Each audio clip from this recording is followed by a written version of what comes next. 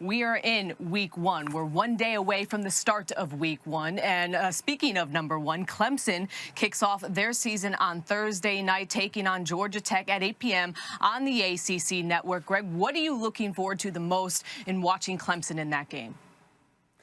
Well, I can't wait to watch Trevor Lawrence, but I got to get rid of the quarterback in me. I'm really interested to see how they were going to replace that group of defensive linemen that were so vital to their success last year. Now, they are replacing those guys with incredible talents, but the backbone and the mentality of that team was really built along the defensive front. So finding adequate replacements for those guys, not just from a skill standpoint, but from a leadership standpoint, is something I'm really looking forward to, because that was really a big reason why Clemson was able to break through and have a remarkable 15-0 season last year. I hear you, Greg. I'm looking on the offensive side, though, and imagine this. Clemson's so talented at the offensive side in the quarterback position, at the receiver position, at the running back position. They look at what Travis Etienne does as far as production, what Trevor Lawrence has done at the quarterback position, and then Justin Ross and T. Higgins. You're talking about a race, a real race between Clemson and Bama on the offensive side of the football to be the best. And who would have ever thought that Clemson and Bama were now talking about how productive and awesome their offenses are as opposed to their defenses?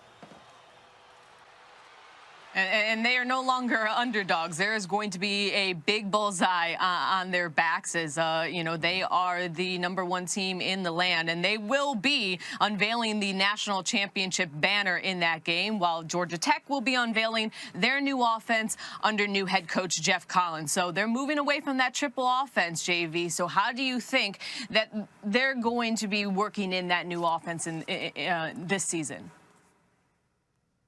Well, it's definitely going to be a work in progress, Cassidy. Just think, Jeff Collins came in, and when he got to Georgia Tech, he had 13 running backs on scholarship, 0 tight ends on scholarship. So that tells you, from a personnel standpoint, he is very, very limited in what he can do with the offense. Now, the good thing is, if he has talented running backs and is able to split them out and put them in the X position, have them block a little bit, put some mismatches on either defensive ends or outside linebackers, he can get very creative with this offense until he brings in the talent that he wants for Georgia Tech. But for now, it's going to be a work in progress. Don't be shocked if Brent Venables is over there burning some chalk early in this game, the defensive coordinator for Clemson, because none of us really know what to expect from Georgia Tech. Yeah, you can watch last year's tape, but it's not applicable. You can watch the spring game, but that's as vanilla gets. So there is a huge, huge question mark as to what Clemson's going to get when Georgia Tech walks out there on the field tomorrow night. So I'm really interested to see. Now, they say they're going spread, they say they're going multiple, but a lot of the guys that are recruited in that system, they're very comfortable running option.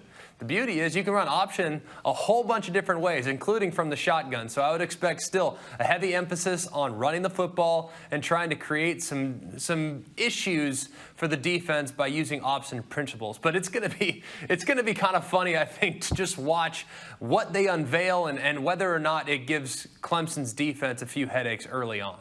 Again, you can see that game at 8 Eastern Thursday.